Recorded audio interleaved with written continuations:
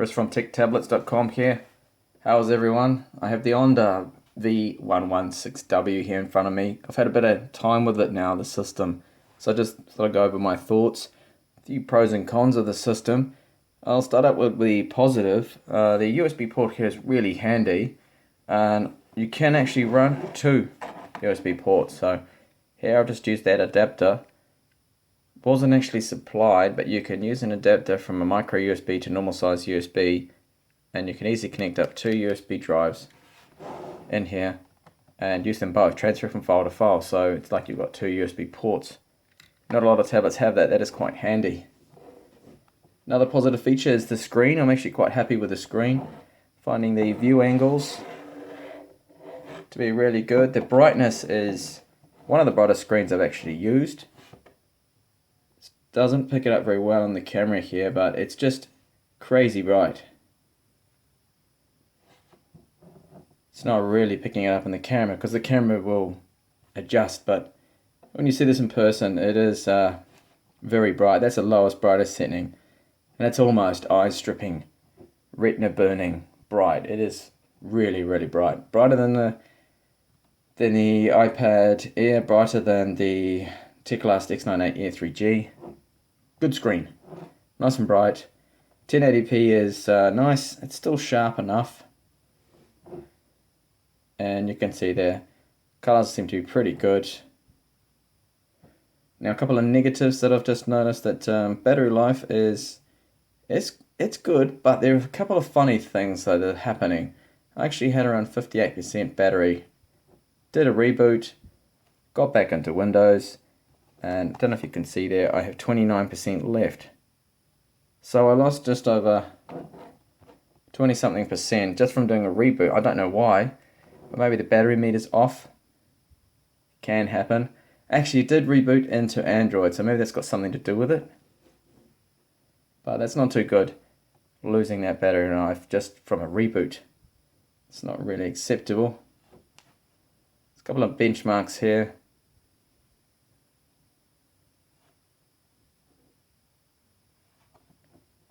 That I ran, and you'll see the scores here. They're okay, but I did actually have to repeat the unlimited score. I first ran it after doing the extreme benchmark, and I got about 5,000 here. Now I think that was due to the heat, so it was just throttling. Does seem to be a bit of a heat issue with this tablet. I don't know whether it's just mine or maybe the way the thermal pad is placed on top of the CPU, but it does tend to get quite hot, and it does seem to throttle and get slower, a lot slower, and you do notice it. So that's something to keep in mind with this device.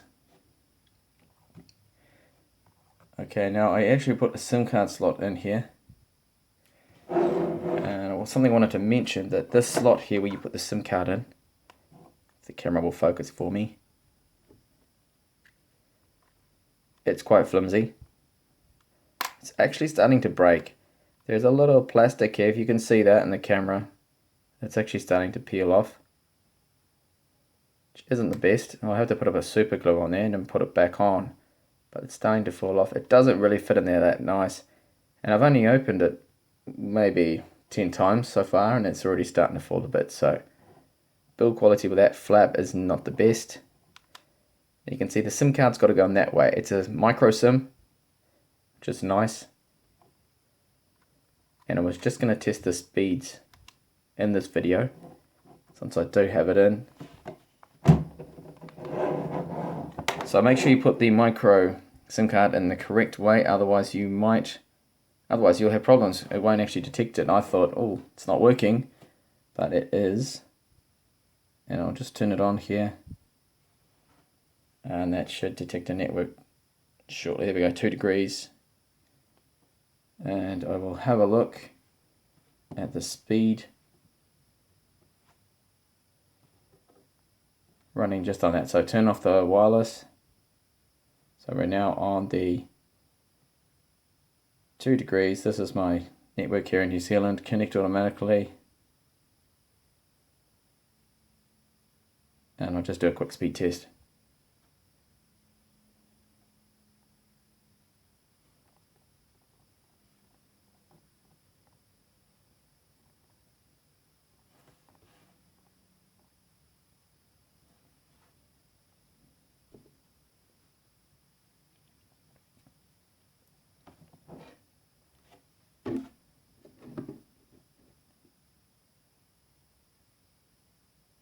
This site's got a huge amount of adverts, so it's probably slowing it right down.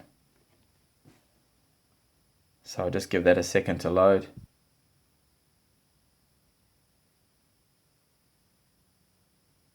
See, the map hasn't even loaded in there. There we go.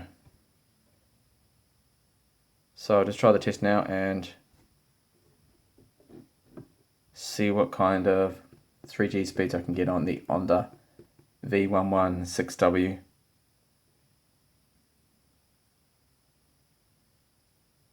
Okay, we're finally starting here, so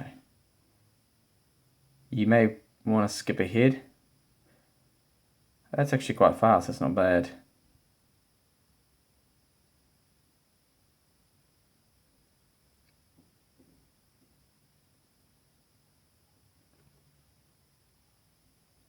Okay, so around 4.5.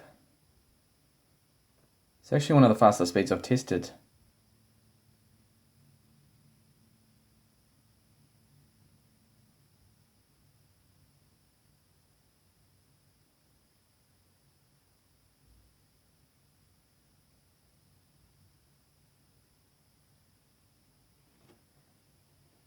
So there's the result there.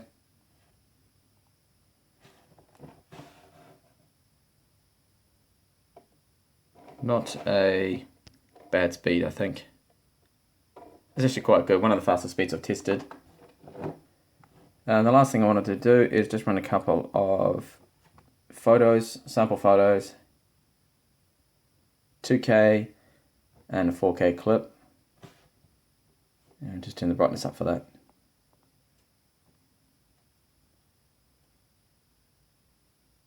Okay, so this is actually a 4K clip here that I recorded from my Note 4.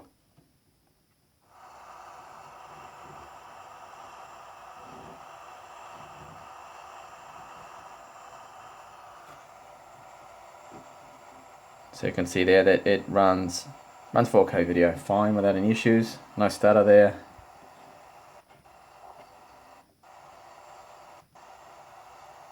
And syncing is quite fast.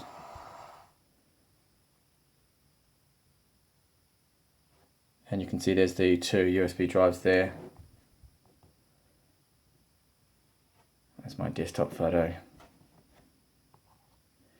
All in all, the screen is good, as I just mentioned before.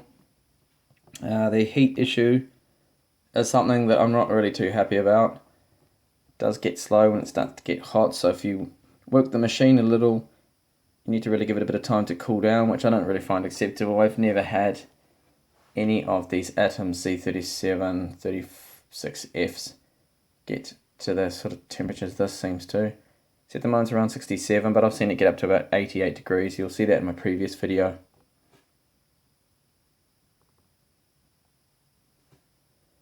And the sample images. Here, this is running off the SD card. So you need to look at the screen. If I turn the light off, you'll see it better probably.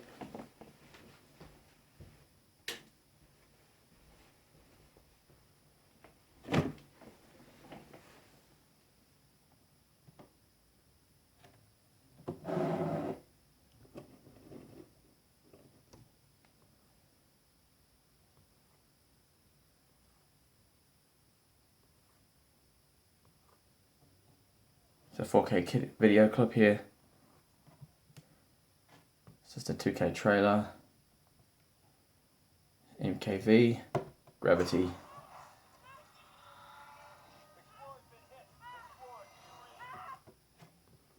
No problems playing that. So that's just a quick look there at the Onda V116w.